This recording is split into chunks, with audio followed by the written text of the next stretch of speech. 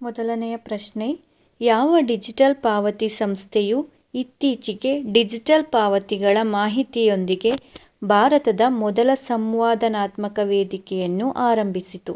Options: PhonePe, option B Paytm, option C Bharat pay, option D MobiKwik. ಸರಿಯಾದ ಉತ್ತರ option A PhonePe. Walmart ಒಡೆತನದ digital ಪಾವತಿ ಸಂಸ್ಥೆ PhonePe ದೇಶದ ಡಿಜಿಟಲ್ ಪಾವತಿಗಳ ಕುರಿತಾದ ಡೇಟಾ, ಒಳನೋಟಗಳು ಮತ್ತು ಪ್ರವೃತ್ತಿಯೊಂದಿಗೆ ಭಾರತದ ಮೊದಲ ಸಂವಾದಾತ್ಮಕ ವೇದಿಕೆಯಾದ ಫೋನ್ಪೇ ಪಲ್ಸ್ ಅನ್ನು ಪ್ರಾರಂಭಿಸಿದೆ. ವೆಬ್ಸೈಟ್ ಗ್ರಾಹಕರ 2,000 ಕೋಟಿಗೂ ಹೆಚ್ಚು ವಹಿವಾಟುಗಳನ್ನು ಭಾರತದ ಸಂವಾದಾತ್ಮಕ ನಕ್ಷೆಯಲ್ಲಿ ಪ್ರದರ್ಶಿಸುತ್ತದೆ. ಫೋನ್ಪೇ ಪಲ್ಸ್ ವರದಿಯನ್ನು ಪ್ರಾರಂಭಿಸಿತು. ಇದು ಕಳೆದ 5 ವರ್ಷಗಳಲ್ಲಿ ಡಿಜಿಟಲ್ ಪಾವತಿಗಳ ವಿಕಾಸನದ ಬಗ್ಗೆ ವಿವರವಾದ ಭೌಗೋಳಿಕ ಮತ್ತು ವರ್ಗ ನಿರ್ದಿಷ್ಟ ಪ್ರವೃತ್ತಿಯೊಂದಿಗೆ ಅಧ್ಯಯನ ಮಾಡುತ್ತದೆ. ವರದಿಯ ಪ್ರಕಾರ 19,000 ಪಿನ್ ಕೋಡ್ಗಳಿಂದ 300 ದಶಲಕ್ಷ ಭಾರತೀಯರು ಈಗ ಡಿಜಿಟಲ್ ಪಾವತಿಗಳನ್ನು ಬಳಸುತ್ತಾ ಬಂದಿದ್ದಾರೆ. ಯಾವ ದಿನಾಂಕದಂದು ಓಝೋನ್ ಪದರದ ಸಂರಕ್ಷಣೆಗಾಗಿ ಅಂತಾರಾಷ್ಟ್ರೀಯ ದಿನವನ್ನು ಆಚರಿಸಲಾಗುತ್ತದೆ?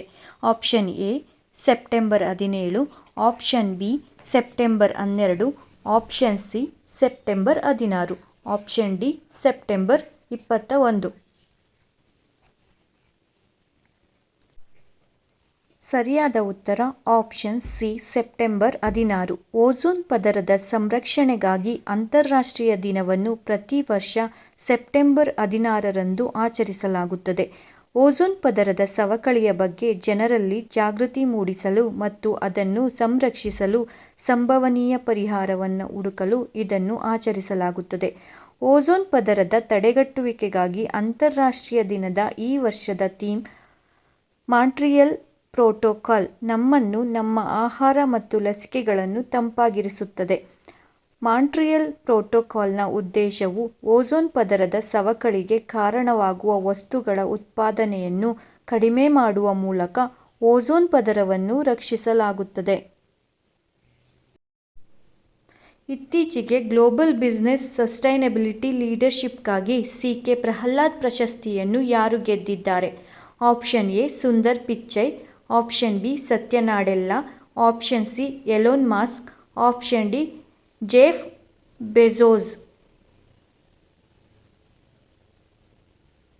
ಸರಿಯಾದ ಉತ್ತರ option B Satya Nadella. Global business sustainability ಲೀಡರ್ಶಿಪ್ಗಾಗಿ ಈ ವರ್ಷದ ಪ್ರತಿಷ್ಠಿತ ಸಿ.ಕೆ. ಪ್ರಹ್ಲಾದ್ ಪ್ರಶಸ್ತಿಯನ್ನು ಸ್ವೀಕರಿಸುವ ಕಾರ್ಪೊರೇಟ್ ನಾಯಕರಲ್ಲಿ ಮೈಕ್ರೋಸಾಫ್ಟ್ ಸಿಇಒ ಆಗಿರುವ ಭಾರತೀಯ ಅಮೆರಿಕನ್ ಸತ್ಯ ನಾಡೆಲ್ಲಾ ಸೇರಿದ್ದಾರೆ. 2010ರಲ್ಲಿ ರಚಿಸಲಾದ ಪ್ರತಿಷ್ಠಿತ ಪ್ರಶಸ್ತಿಯು ಸುಸ್ಥಿರತೆ, ನಾವೀನ್ಯತೆ ಮತ್ತು ದೀರ್ಘಾವಧಿಯ ವ್ಯಾಪಾರ ಯಶಸ್ಸನ್ನು ಉತ್ತೇಜಿಸುವ ಅಸಾಧಾರಣ ಖಾಸಗಿ ವಲಯದ ಕ್ರಿಯೆಯನ್ನು ಗುರುತಿಸುತ್ತದೆ. ನಾಡೆಲ್ಲಾ ಸೇರಿದಂತೆ ಮೈಕ್ರೋಸಾಫ್ಟ್ನ 4 ಉನ್ನತ ನಾಯಕರು ತಮ್ಮ ಸಹಯೋಗದ ನಾಯಕತ್ವಕ್ಕಾಗಿ ಗೌರವವನ್ನು ಪಡೆದರು. ಮೈಕ್ರೋಸಾಫ್ಟ್ನ 2030ರ ವೇಳೆಗೆ ಕಾರ್ಬನ್ ಋಣಾತ್ಮಕ ಕಂಪನಿಯಾಗಿ ರೂಪಾಂತರಗೊಳ್ಳುವ ಗುರಿಯನ್ನು ಹೊಂದಿದೆ ಮತ್ತು 2050ರ ವೇಳೆಗೆ ತನ್ನ ಎಲ್ಲ ಐತಿಹಾಸಿಕ ಹೊರಸೂಸುವಿಕೆಯನ್ನು ತೆಗೆದುಹಾಕುತ್ತದೆ. ಯಾವ ರಾಜ್ಯವು ತನ್ನ ಗೋಲ್ಡನ್ ಜುಬಿಲಿ ಆಚರಣೆಗಾಗಿ ಬಾಲಿವುಡ್ ನಟ ಸಂಜಯ್ ದತ್ ಅವರನ್ನು ಬ್ರ್ಯಾಂಡ್ ಅಂಬಾಸಿಡರ್ ಆಗಿ ಸಹಿ ಮಾಡಿದೆ? Option A Sikkim, option B Arunachal Pradesh, option C Assam, option D Gujarat. ಸರಿಯಾದ ಉತ್ತರವನ್ನು ನೀವು ಕಮೆಂಟ್ ಮೂಲಕ ತಿಳಿಸಬಹುದು.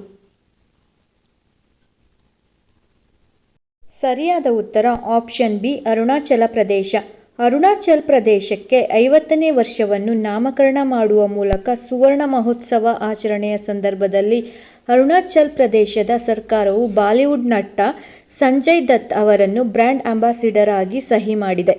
ಇದು ಚಲನಚಿತ್ರ ನಿರ್ಮಾಪಕ ರಾಹುಲ್ ಮಿತ್ರಾ ಅವರನ್ನು ತನ್ನ ಬ್ರ್ಯಾಂಡ್ ಸಲಹೆಗಾರ ಎಂದು ಘೋಷಿಸಿತ್ತು. ಮುಖ್ಯಮಂತ್ರಿ ಪೇಮಾ ಖಂಡು ಈ ಘೋಷಣೆ ಮಾಡಿದ್ದಾರೆ. ಮುಂದಿನ ಪ್ರಶ್ನೆ, ಯಾವ ದೇಶವು ಎಎಫ್ಸಿ ಮಹಿಳಾ ಏಷ್ಯನ್ ಕಪ್ 2022ರ ಪ್ರಶಸ್ತಿಯನ್ನು ಗೆದ್ದಿದೆ? Option A Bharat, option B China, option C Japan, option D Dakshina Korea. ಸರಿಯಾದ ಉತ್ತರ ಆಪ್ಷನ್ ಬಿ ಚೀನಾ.